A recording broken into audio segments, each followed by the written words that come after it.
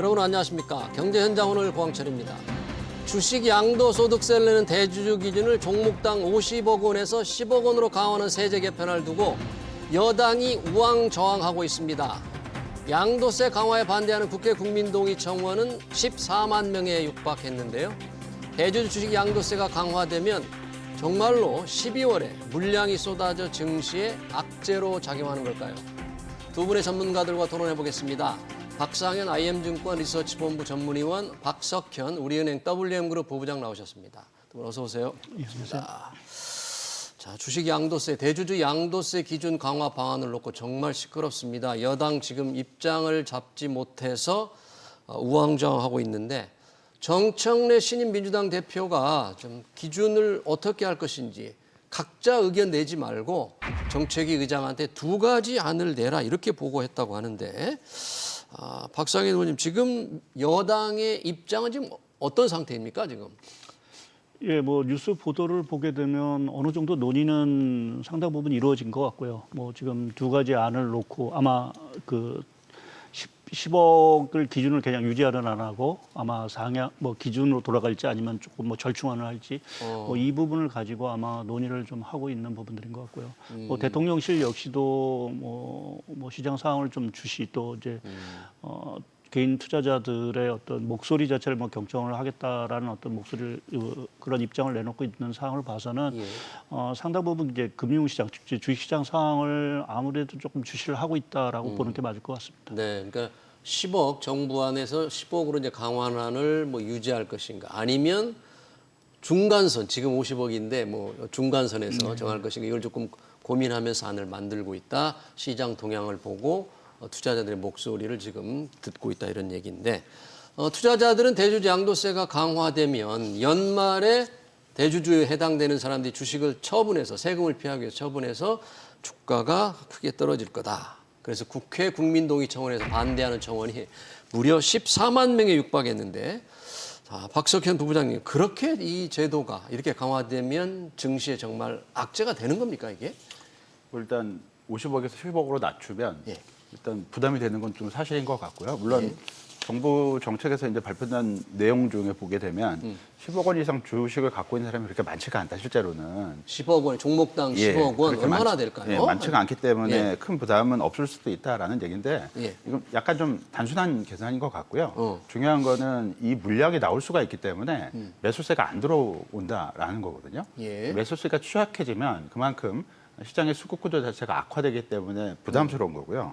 그리고 이게 그 대주주 자격 기준 이거하고 이제 같이 생각해야 될 게 배당을 받기 위해서는 배당 기산일에 주식을 보유를 하고 있어야 배당을 받게 되죠. 그렇죠. 연말까지 뭐 갖고 있어야 된다고. 분리 과세를 하더라도 중요한 건 이게 주식을 갖고 있어야 배당을 받게 되는데 이게 이제 대주주 기준을 낮춰버리면 매물 폭탄이 배당 기산일에 대기를 하고 있기 때문에.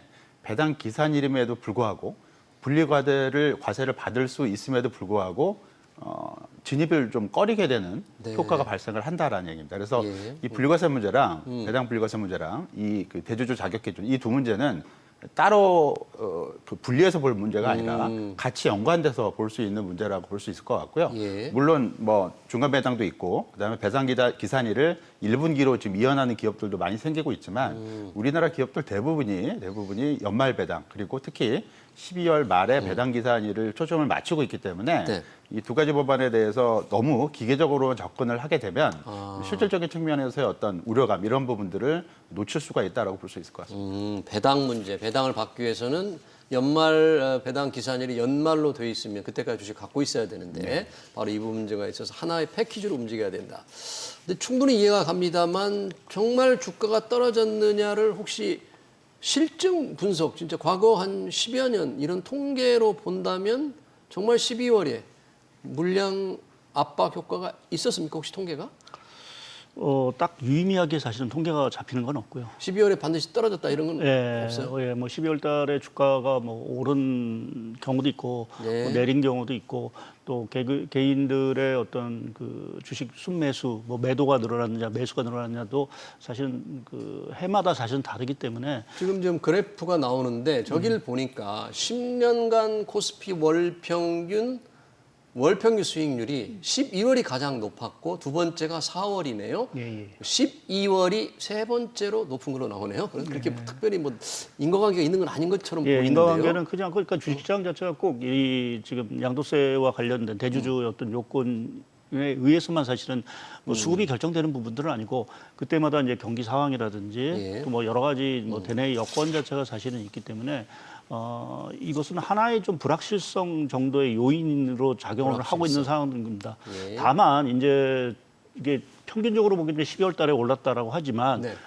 떨어진 해도 있을 거고요. 그렇죠. 이제 그렇게 이제 떨어진 해에 이제 이러한 불확실성 자체가 겹친다면 아까 말씀하신 대로 뭐 12월 연말을 앞두고 뭐 11월부터 이제 주식을 이제 매도하는 이러한 어떤 우려가 사실은 시장에 계속 제기된다라는 부분. 그러니까 시장이 어떻게 보면 가장 싫어하는 게 사실 불확실성인데 예. 그러한 그 수급적인 불확실성 자체가 주식시장이 안 좋을 때는 오히려 또 부각이 될 수 있는 가능성이 있고 또 그것이 주가의 어떤 하락 압력으로 좀 작용하는 부분들이 있어서 네.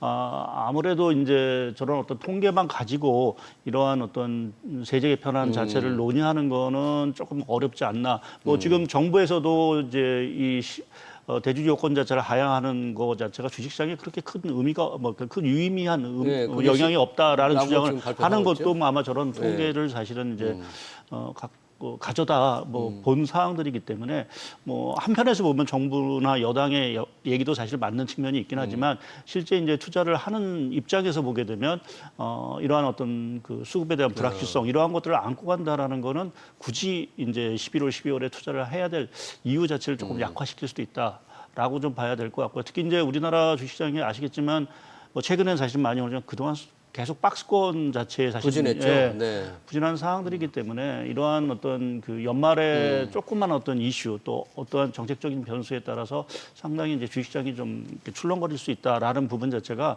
아마 개인 투자자 입장에서는 상당히 좀 불편한 어떠한 그러한 상황으로 좀 다가오는 것 같습니다.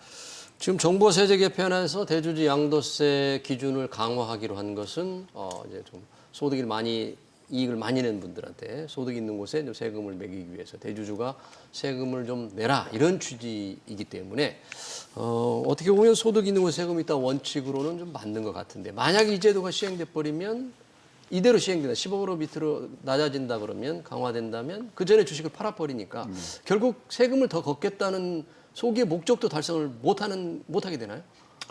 글쎄요, 뭐 제도 자체의 어떤 필요성이나 이런 것들이 계속 의문감이 드는 건 좀 사실인데. 의문이 든다. 예, 일단 그 10억 원 이상을 갖고 있어야 대주주 기준으로 되고 이렇게 되면 계속 이제 과세 대상으로 이제 인식이 되기 때문에 예. 당연히 모든 사람들은 10억 원 이하로 보유 규모를 개별 종목의 보유 규모를 줄일 그런 유인이 충분하고요. 예. 이렇게 되면 이제 그 과세 자체의 어떤 그 유용성 뭐 이런 것들이 상당 부분 유야무야 돼버리기 때문에 예. 실용성 있는 제치다라고 볼 수 있을까가 좀 의문시되고 그리고 이게 어떻게 생각해든 일반적으로 생각해 봤을 때 예. 되게 비합리적이죠. 비합리적이다. 예, 합리적인 제도라고 볼 수는 없습니다. 그러니까 10억 원 이상 그 주식을 보유하면 대주주고 또 대주주 판단 기준이 1년 365일 중에 딱 하루만 갖고 판단을 하겠다. 네. 그것도 기준이 10억 원이다. 이 합리적이라고 보기에는 상당히 어렵고요. 예. 주식시장이라는 것은 상당한 합리성을 갖고 돌아가는 게 이제 주식시장의 흐름인데 예. 비합리적인 그 어떤 조치들이 주식시장에 남아 있는 게 과연 이게 맞는 조치인지 그리고 이게 5천 시대를 기약을 하면서 이거를 꼭 도입을 해서 필요성이 계속 지켜나가야 될 조치인지 이런 부분들은 한 번쯤 고민이 좀 필요한 부분이 아닌가라고 생각을 해볼 수 있을 것 같습니다. 딱 하루만 가지고 대주주를 판단한다 이런 지적도 일리가 있는 것 같은데 정부도 이 부분에서 많은 고민 끝에 내놓았을 것 같습니다. 이건 뭐 그냥 던져진 않았을 것 같고 대주주 양도세 기준을 강화한다. 뭔가 세수 부족이니까 세금을 더 걷겠다. 소득을 많이 챙긴 사람들한테 이 세금을 매긴다는 건데 이 개인 투자자들이 국민통일청원에도 많이 하면서 지적했던 게 그런 것 같아요. 부동산은 세금으로 잡지 않겠다 이렇게 이제 이재명 대통령이 얘기를 했잖아요. 그러니까 부동산에 세금을 물리지 않겠다. 그런데 주식에는 세금을 물려서 이게 돈기를 부동산에서 주식으로 돌린다면서 이게 당초 공약과 정반대되는 거 이런 부분에서 조금 아주 불만이 끓어오르는 것 같아요. 지금 보니까. 예, 뭐 이번 세제 개편안에 대해서 사실 주식시장 자체가 어찌 보면 좀 이제 쇼크를 기록했다라는 부분, 뭐 예상보다는 사실은 주가 하락폭이라든지 이런 것들이 컸던 것들은 단순하게 어떤 대주주 요건이라든지 배당 분리 과세 뭐 이러한 것들보다 예. 말씀하신 대로 이제 부동산 시장과의 어떤 과세 형평성 문제라든지 또 한 가지는 이제 정책이라는 게 사실은 항상 일관성 있는 메시지를 사실은 좀 줘야 된다라고 저는 생각을 좀 하는데 예. 말씀하신 대로 이제 이재명 정부가 들어와서 이제 주가 5천을 열고 증시 부양을 사실은 강하게 해서 뭐 증시 부양책을 뭐 관련해서 사실은 내놓겠다라고 이제 얘기를 했고 그러한 어떤 화답으로 사실은 증시가 사실은 올해 많이 오른 상황들입니다. 그래서 그러한 어떤 정책의 일관성 자체가 사실은 이번 세제 개편안에서 조금 훼손받았다라는 부분에서 투자자의 어떤 실망 자체가 상당히 좀 큰 부분들인 것 같고요. 네. 더구나 이제 이러한 각종 그 증시 부양책을 통해서 이제 항상 제기됐던 이제 코리아 디스카운트 코리아 이 디스카운트. 부분을 좀 예. 해소를 해서 뭐 우리나라의 어떤 뭐 밸류에이션이라든지 이러한 것들을 올리겠다라는 것이 이제 기본적인 어떤 정책 기조인데 이렇게 정책이 다소는 좀 오락가락하는 어떤 메시지. 그러니까 말씀하신 대로 뭐 소득 있는 곳에 과세하는 부분에 대해서 저희가 뭐 그것에 대해서 잘못됐다라는 부분 자체가 아니라 좀 정책이라는 게 계속 말씀드리지만 좀 불확실성을 제고 일관성 있는 어떤 모습을 좀 보여야 사실 이러한 코리아 디스카운트 자체도 사실은 해소의 어떤 길로 갈 수 있는 부분들인데 이 부분에 대해서 정부가 다소는 조금 좀 성급한 성급했다. 좀 성급한 부분들이 있고 이에 대해 뭐 사실 글로벌 IB들 자체도 사실은 뭐 각종 그 우리나라 그 이번 세제 개편에 대해서 어떤 입장이에요? 글로벌 아이비들은? 대부분 비판하고? 좀 비판적인 입장을 사실 좀 보이고 있다라는 부분 자체가 그렇게 보면 궁극적으로 저희가 이게 원하는 부분에 있어 코리아 디스카운트 해소라는 것 자체가 다시 도루묵이 다시 제자리 걸음을 할 수 있다라는 부분 자체는 조금 시장에 뭐 저같이 이제 시장에 있는 입장에서는 다소 조금 이제 좀 정책에 대해서 조금 좀 신중을 좀 기할 필요가 있지 않을까라는 좀 생각을 좀 할 수 있는 것 같습니다. 네. 지금 박석현 아까 부부장님께서 이제 대주주 양도세 강화와 배당소득 분리과세가 밀접하게 연결돼 있다고 그랬잖아요. 이번에 지금 배당소득 분리과세를 시행을 하되 최고 세율을 35%로 물리겠다. 네. 당초에는 뭐 25% 정도 얘기가 좀 얘기도 있었던 것 같은데요. 그렇게 올리겠다고 기준은 또 배당 성향, 이익에서 주는 배당의 비율이 40% 이상인 경우. 근데 이렇게 하면 조금 효과가 떨어집니까? 지금 정부가 내놓은 이 배당소득 분리과세는? 꼭 그렇지만 않습니다. 그렇지 않아요? 뭐 지금 이게 좀 그 다른 어떤 그 초점이 맞춰지는 요인들에 비해서 예. 이 부분은 그렇게 집중 조명이 되고 있지는 않은데 분리과세는 상당히 강력한 효과가 있을 수가 있고요. 효과가 있다. 예, 왜냐하면 이자 소득하고 배당 소득 합산 기준으로 2천만 원까지가 14%. 이게 지방소득세를 합치면 15.4%로 이제 과세가 되는 거고요. 예. 그걸 넘어가게 되면 전부 종합소득세입니다. 그래서 종합소득세. 그 지방소득 합산해서 49.5%의 세금을 내는 거죠. 예. 근데 배당소득 분리과세가 되면 만일 2천만 원 정도의 이자 소득이 있으신 투자자가 주식 투자자로 눈을 돌리게 됐을 때는 네. 배당소득에 대해서 종합과세를 내지 않고 2천만 원까지 15.4%만 세금을 내면 되게 됩니다. 이러면 거의 한 뭐 34.1%포인트의 절세 효과를 기대할 수가 있는 거고요. 그리고 이제 종합소득세에서 최고 세율을 물린다는 적용받지. 전제로 예. 거의 3분의 1 수준이네요. 예, 맞습니다. 이게 그리고 또 2천만 원 이상에서 3억 원까지는 22%니까 네. 이것도 최고세율 비해서 27.5%포인트의 절세 효과가 있는 거기 때문에 네. 상당히 효과가 있는 정책이라고 효과가 볼 수가 있을 있다. 것 같고요. 네. 3억 원 이상 구간이 이제 38.5%인데 예. 실제로 배당 소득을 3억 원 이상 받는 투자자들은 극소수를 기록할 가능성이 높고요. 그러겠죠. 이런 예. 쪽에 38.5%의 세금을 과세하는 거는 솔직히 이게 그렇게 높은 세금이다라고 볼 수는 없을 것도 같습니다. 다만 대상자가 크게 적기 때문에. 예, 근데 그 보통 이런 그 주주들이 대주주고요. 그리고 배당을 결정하는 입김이 상당히 센 주주들일 가능성이 높습니다. 예. 그러면 이분들이 역시 뭐 대주주긴 하지만 주주거든요. 그렇죠. 주주거든요. 그러면 그 최고세율 그러니까 종합 과세하고의 격차가 11%포인트밖에 나지 않는데 네. 배당을 적극적으로 추진을 할까? 이런 부분이 있습니다. 예. 그러니까 물론 그 상당히 고소득자한테는 높은 세금을 물리는 건 맞긴 하지만 이런 고소득자, 이런 대주주들이 배당 자체를 결정하는데 상당히 큰 입김을 낼 수가 있기 때문에 네. 이쪽에 유인 효과를 어느 정도는 줘야 전체적으로 배당을 늘리고 배당 정책이 강화되는 이런 효과를 기대를 할 수가 있기 때문에 대주주에서 무조건 높은 세금을 꼭 매게 된다. 이런 관점에서 좀 벗어나서 약간 좀 낮은 세금을 좀 부과하는 것도 충분히 고려를 해볼 필요성이 있을 것 같고요. 그럼 정부안 최고세율, 배당 소득세 최고세율 35%, 지방세 합해 38.5. 예. 요게 조금 좀 배당을 유인하려면 좀 더 낮추는 게 낮춰야 된다 그런 말씀이신가요? 그렇죠. 근데 기존에 25% 얘기가 나왔었지만 그렇죠. 이렇게 되면 그 구간이 20% 그리고 이제 그 지방소득세를 합하면 22%지 않습니까? 네. 거의 차이가 별로 없어요. 그래서 25%까지 낮추는 거는 그 전 세율 구간도 조정을 해야 되기 때문에 그렇죠. 좀 복잡한 문제가 되고요. 이렇게 되면 25%는 아니더라도 한 30% 정도로 어느 정도의 조금 더 낮춰서. 여지를 조금 주게 되면 효과 자체는 상당히 큰 효과를 낼 수 있고 정부 정책에서 의도하고 있는 바 이렇죠. 그러니까 배당 투자를 활성화시켜서 주식 투자 어떤 기반을 좀 확충하고 전반적으로 시장의 어떤 레벨을 끌어올리겠다라는 의도에 부합할 수 있는 어떤 조치가 될 수 있지 않을까라고 볼 수 있을 것 같습니다. 네, 지금까지 배당소득세 최고세율을 최고세율 기준으로만 종소세 최고세율과 비교를 했는데 지금 세율 최저세율 중에서도 이자 받는 분이 다 배당으로 가서 배당소득이 연간 2천만 원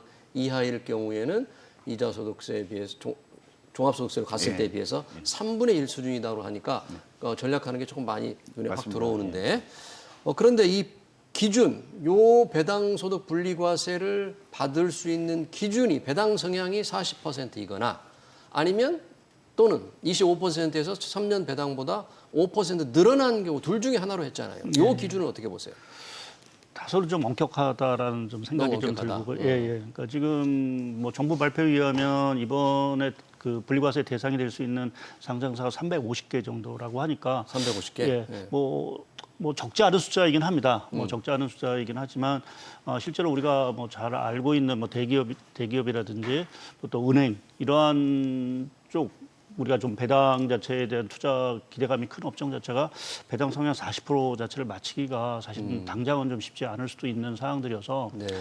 이 효과 자체가 과연 이제 정말 배당 투자를 통해서 우리가 계속 생활비를 얻을 수 있는 정도의 어떤 수준을 그런 사람이 얼마나 될까요? 배당으로 생활비? 얻을 수 있는 부분이 얼마나 있을까라는 좀 생각을 하고 또 이제 아무래도 이제 배당을 또 해서 이러한 그 분리과세를 할 수 있는 쪽에서의 뭐 기업이 있다라고 하면 사실 연말에 투자가 배당 소득을 겨냥한 투자 자체가 상당히 많이 늘겠죠. 이제 이렇게 됐을 때는 조금 이제 연말 연초에 가서 좀 주가의 변동성 자체가 일부 업종이 일부 주식 같은 경우는 상당히 좀 커질 여지가 사실은 좀 있다라는 부분.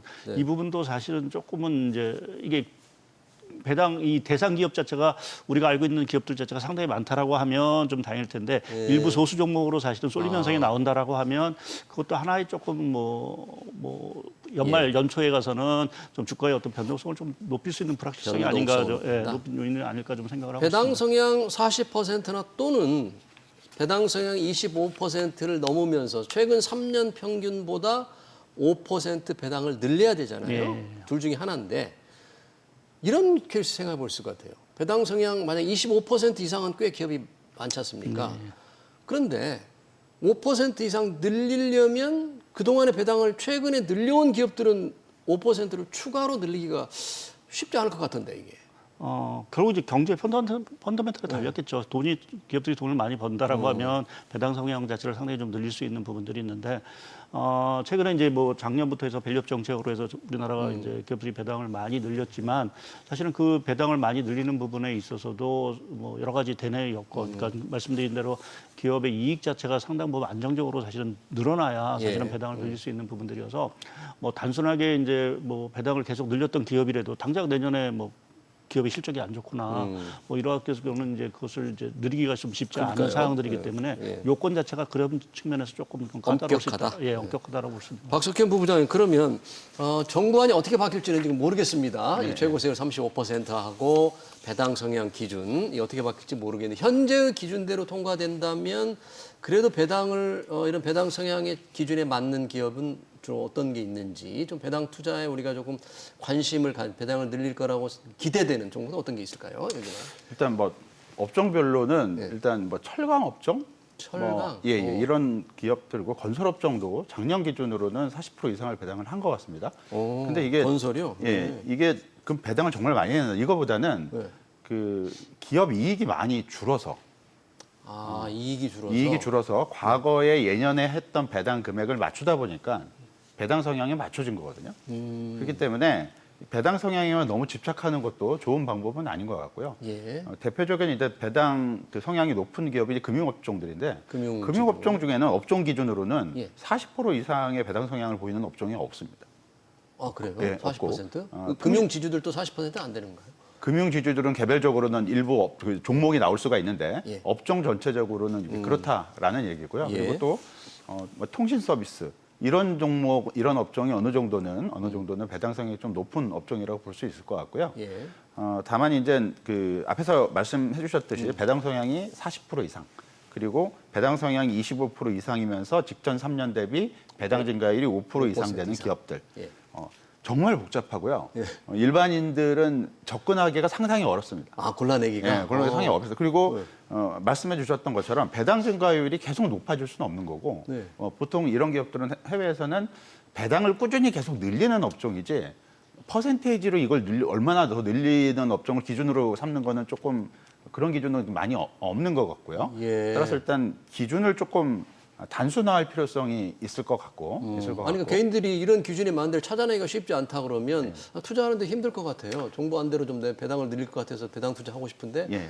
어떻게 어느 기업들이야 이게? 근데 어차피 이 제도가 이게 법안 수정 과정이나 정기국회 상정 이런 일정을 봤을 때 시행은 내년 1월 1일부터 아마 시행이 될 가능성이 좀 높기 때문에 올해는 이런 기준이 적용이 안 되기 때문에 당장 이런 기업들을 막 속아내고 그럴 필요성은 없습니다. 왜냐하면 올해 실적 기준으로 내년 배당은 또 다 바뀌기 때문이죠.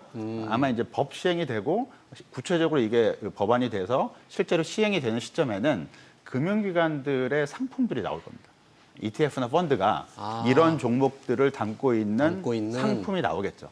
개인 투자자들은 개별 종목에 투자하는 것보다는 이런 상품에 투자하는 게 훨씬 더 접근하기가 좀 쉽지 않을까라고 보여지고요. 금융회사들은 배당 소득 분리과세 좀 혜택이 되는 업종들이나 종목을 다 골라서 상품을 만다 이거죠? 그렇죠. 예, 이제 개인 투자자들이 특정 종목에 요건이 되는 줄 알고 투자했다가 요건이 안 되면 낭패를 보지 않습니까? 네. 그러니까 이런 접근하기 어려운 방법을 개인 투자자 스스로 하기보다는 금융기관에서 만들어내는 이 관련 상품이 나올 수 있는 시점이 분명히 있기 때문에 거기에 관심을 갖는 게 조금 더 효율적이지 않을까라고 볼 수 있을 것 같습니다. 네.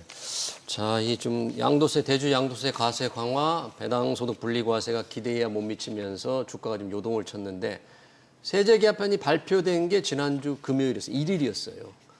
근데 개인들이 깜짝 놀라서 주식을 다 판 줄 알았는데 정작 그날 개인들은 순매수 규모가 굉장히 많았군요.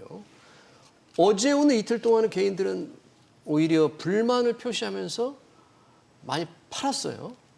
그 기관과 물론 이제 거꾸로 움직였는데 이 개인과 기관들의 투자 동향, 외국인 어떻게 이렇게 다른 겁니까 지금?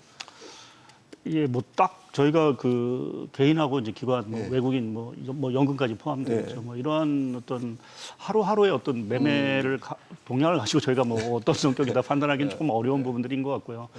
이제 조금은 이제 주가가 좀 고점에 왔다라는 어떤 심리 자체가 사실은 이제 조금 일부에서 사실은 제기된 부분들이 있던 차에 사실은 이런 세제 개편이라는 좀 악재가 사실은 좀 돌출하면서 기관이나 좀 외국인은 이참에 좀 차익 실현을 좀 한 부분들인 것 같고요. 뭐 이런 차익 실현 과정에서 이제 개인들은 뭐랄까요, 조금 뭐 매수 아닌 뭐 매수를 할 수도 있는 부분들이 좀 있는 것 같고 오히려. 또 워낙 이제 낙폭 자체가 좀 과도했다라는 어떤 인식 자체도 지난 1일 날. 지난 금요일 같은 경우는 워낙 좀 큰 폭으로 좀 하락했기 때문에 세제 개편안 자체가 이 정도로 뭐 시장을 완전히 흔들 정도, 뭐 추세적으로 주식시장 자체를 다시 하향 조정시킬 정도의 어떤 악재는 아니기 때문에 그래요? 그러한 부분에서 좀 개인 투자자들 일부는 사실은 좀 매수를 하신 부분들이 좀 있지 않을까 좀 생각을 하고 있고 뭐 또 어제 오늘 분위기는 또 이제 좀 분위기 자체가 좀 바뀌었던 부분들 자체는 아무래도 이제 정부가 이러한 그 세제 개편에 대해서 이제 좀 고민이 들어갔다라는 부분에서 좀 제도의 어떤 변화 가능성이 좀 있을 수도 있다라는 부분에서 좀 뭐 수급 주체 자체가 조금 변화된 부분들이 좀 있지 않을까 좀 생각을 하고 있습니다. 네. 한 단기적으로 하루 이틀 2, 3일만으로는 이제 투자 동향을 제대로 분석하기는 없고 여러 가지 요인이 겹쳐 있을 텐데 개인 투자자들 이번 세제 개편에 대해서 이제 반대 국민 동의 청원도 많습니다만 그런 얘기를 계속 하고 있죠. 이러면 누가 국장 투자를 하겠느냐? 좀 서학개미들 국장으로 돌아오려고 하는데 쫓아낸다. 세금이 우리가 그렇게 이번대로 된다면 선진국보다 정말 불리합니까? 박석균 부장님. 미국도 소득 양도세 다 물고 있잖아요, 소득세? 그렇죠. 미국은 그 주식 양도 차익에 대한 세금도 있고요. 네. 물론 이게 이제 그 손익통산 그 법이 존재를 하고 그리고 또 손실 이게 감안해주는 어느 거? 정도 주식을 좀 길게 갖고 있으면 이런 것들이 어떤 면제되거나 상당히 낮아진 효과가 있기 때문에 네. 미국 전체적으로 다 양도차익을 과세하고 있다라고 보기는 어렵고요. 예. 일단 단기 차익에 대해서는 이제 과세가 된다라고 봐야겠죠. 그리고 미국도 이 배당에 대해서는 최고세율이 37% 정도가 되기 때문에 상당히 높습니다. 우리나라 세율이 그렇게 미국에 비해서 예. 높다라고 보기는 좀 어려울 것 같고요. 예. 다만 좀 차이점이 미국은 그 배당 소득에 대한 과세를 과세 기준이 소득세 그 과세 기준하고 동일하게 이제 보게 됩니다. 그러니까 소득세 구간에서 최고세율을 내고 있는 그 가구나 개인은 배당 소득에 대해서도 최고세율을 적용을 받게 되는 거죠. 이게 근데 그래요? 우리나라가 좀 다른 부분은 미국은 최고세율 구간이 상당히 높아요. 아, 그 구간이. 예, 개인 기준으로는 연소득 61만 불 정도, 원화 기준으로 연봉이 8억 4천만 원은 돼야 최고세율을 낸다라는 거고요. 근데 우리나라도 좀 다르죠. 그렇죠. 물론 우리나라하고 미국하고 이제 1인당 GDP가 한 GDP 가 2배 정도 다르니까. 차이가 난다는 걸 감안해야겠지만 미국은 이 최고세율을 적용하는 소득 구간의 기준이 상당히 높다라는 거고 우리나라는 이거보다는 상당히 많이 낮죠. 그렇기 때문에 생각보다는 많은 어떤 근로자나 국민들이 높은 세율에 노출돼 있다라고 봐야 될 것 같고요. 예. 이런 부분들이 좀 불만 요인으로 작동을 하고 있다라고 봐야 될 것 같습니다. 네, 과연 민주당이 어떤 입장을 정할지 참 주목이 됩니다. 이재명 대통령이 임기 내목 코스피 5천에 희망을 쏘아 올렸는데 여기에 이번 세제 개편이 찬물을 끼얹었다. 이제 이런데 개민 투자들이 불만이 많습니다. 5천을 향한 우리의 희망을 이어갈 수 있을까요, 박성현 의원님? 예, 뭐 결론적으로 아직은 뭐 주식시장 자체가 뭐 추세적으로 꺾였다라고 보기는 좀 어려운 부분들이 좀 있는 것 같고요.